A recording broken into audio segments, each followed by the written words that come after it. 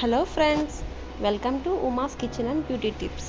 ఇవాళ మనం ఎంతో టేస్టీ అయిన కజ్జికాయలు ఎలా చేయాలో ముందుగా 500 గ్రామ్స్ జల్లించి పెట్టుకున్న మైదా పిండిని తీసుకొని అందులో చిటికెడు సాల్ట్, 3 టేబుల్ స్పూన్స్ గోరువెచ్చని ఆయిల్ వేసుకొని బాగా ఉండలు లేకుండా కలుపుకోవాలి. ఇందులో కొంచెం కొంచెంగా వాటర్ యాడ్ చేసుకుంటూ చపాతీ ముద్దలాగా కలుపుకోవాలి. మరీ మెత్తగా కలుపుకోకూడదు ఫ్రెండ్స్, కొంచెం గట్టిగా కలుపుకొని రెడీ చేసుకోవాలి. రెడీ చేసుకుని ఈ పిండిని 30 మినిట్స్ పక్కన పెట్టుకోవాలి. స్టవ్ మీద కళాయి పెట్టుకొని కళాయిలో 4 టేబుల్ స్పూన్స్ ఆయిల్ లేదా నెయ్యిని యాడ్ చేసుకొని బాగా వేడయ్యేంత వరకు వేడి చేయాలి. వేడయ్యాక 250 గ్రామ్స్ ఉప్మా రవ్వని కూడా యాడ్ చేసుకొని గోల్డెన్ బ్రౌన్ కలర్ వచ్చేంత వరకు వేపుకోవాలి. ఉప్మా రవ్వ సరిగా వేగకపోతే కజ్జికాయలు ఎక్కువ రోజు నిల్వ ఉండవు ఫ్రెండ్స్. సో ఉప్మా రవ్వను బాగా వేగేంత వరకు ఫ్రై చేసుకోవాలి. ఇందులో తురిమి పెట్టుకున్న కొబ్బరి తురుమును కూడా 250 గ్రామ్స్ యాడ్ చేసుకోవాలి. రెండు కూడా సేమ్ క్వాంటిటీలో తీసుకున్నాను. ఈ కొబ్బరి తురుమును 10 నిమిషాల పాటు బాగా ఫ్రై అవ్వనివ్వాలి. కొబ్బరి తురుము బాగా ఫ్రై అయిన తర్వాత 250 గ్రామ్స్ షుగర్ని కూడా యాడ్ చేసుకోవాలి.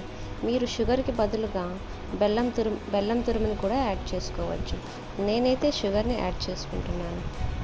ఇలాచీ పౌడర్ని షుగర్తో మిక్స్ చేసి గ్రైండ్ చేసుకొని ఆ పౌడర్ని కూడా 2 స్పూన్స్ యాడ్ చేసుకోవాలి. ఇలా అయితే ఇలాచీ పౌడర్ బాగా మిక్స్ అయ్యి కజ్జికాయలు మంచి స్మెల్ వస్తాయి. స్టఫింగ్ అంతా కూడా బాగా ఫ్రై అయింది. ఇప్పుడు స్టవ్ ఆఫ్ చేసి దీన్ని ఒక ప్లేట్లోకి తీసుకుందాం.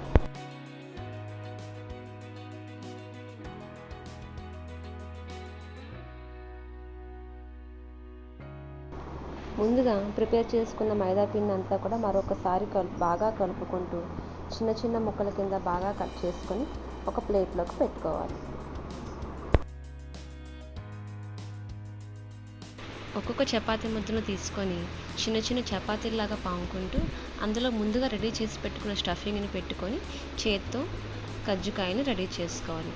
మీ దగ్గర కజ్జికాయల మౌల్డ్ ఉంటే అందులో పెట్టుకొని చేసుకుంటే ఈజీగా వచ్చేస్తుంది. ఒకవేళ లేకపోయినా సరే ఇట్లా చేత్తో చేసుకుంటే ఎంతో ఈజీగా వస్తుంది.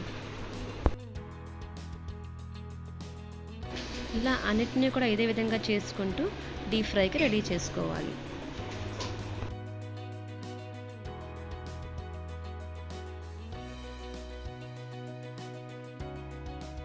రెడీ చేసుకుని ఈ కజ్జికాయని డీప్ ఫ్రై చేసుకుందాం. ముందుగా డీప్ ఫ్రైకి సరిపడా ఆయిల్ వేసుకొని ఆయిల్ హీట్ అయ్యాక ఈ రెడీ చేసుకున్న కజ్జికాయలను ఒక్కొక్కటిగా వేసుకుంటూ ఫ్రై చేసుకుందాం.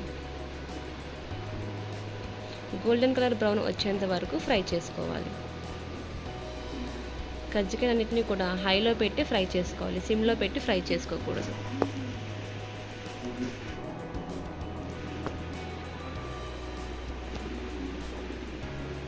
కజ్జికాయలన్నింటినీ కూడా పేపర్ ప్లేట్లోకి తీసుకుందాం. దీనివల్ల ఎక్స్ట్రా ఆయిల్ అంతా కూడా పేపర్ అబ్జర్వ్ చేసుకుంటుంది. అంతే, ఎంతో టేస్టీ అయిన కజ్జికాయలు రెడీ.